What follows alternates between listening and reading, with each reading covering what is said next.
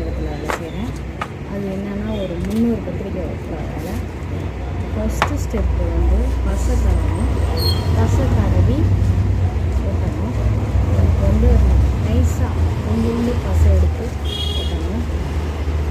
இப்படி வெரடி அட்டை எடுத்து வச்சு வைக்கணும்.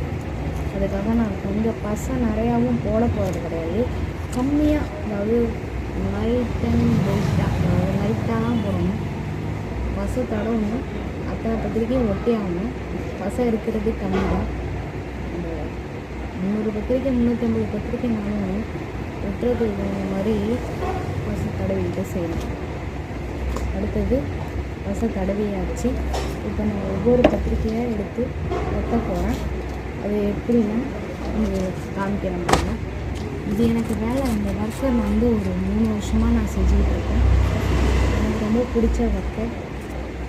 என்ன உடம்பு தான் அடிக்கடி பெயினாக இருக்குது, அதுக்காக வேலை செய்கிறது மூலிமா வேலை தானே நம்மளோட தொழில்.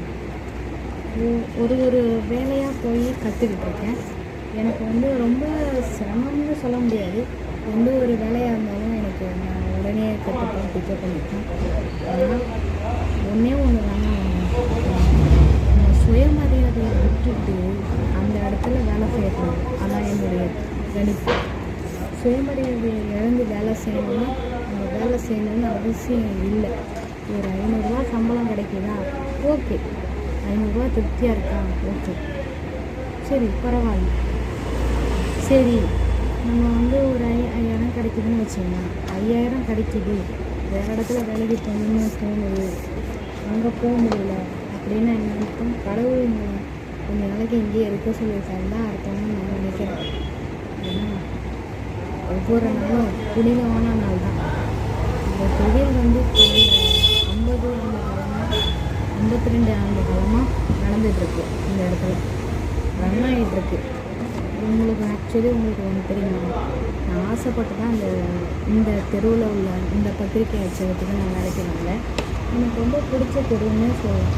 ஏன்னா இதெல்லாம் பெரிய ஒரு தெருவாக மாறிடுச்சு. இப்போவே இதுக்கு வெயிட் அதிகம் தான்.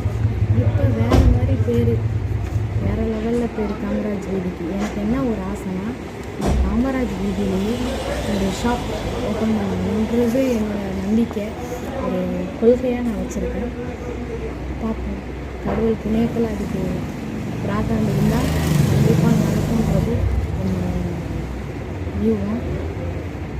அதாவது அதிகமாக காசு கிடைக்கிது அப்படின்னு சொல்லிட்டு நம்ம அங்கே போய்கிட்டு தத்தளிக்கிறத விட இருக்கிற இடத்துல இருந்து அங்கே போய் கொடுக்குற காசு சம்பாதிக்கிறத விட இருக்கு நம்ம திறமை.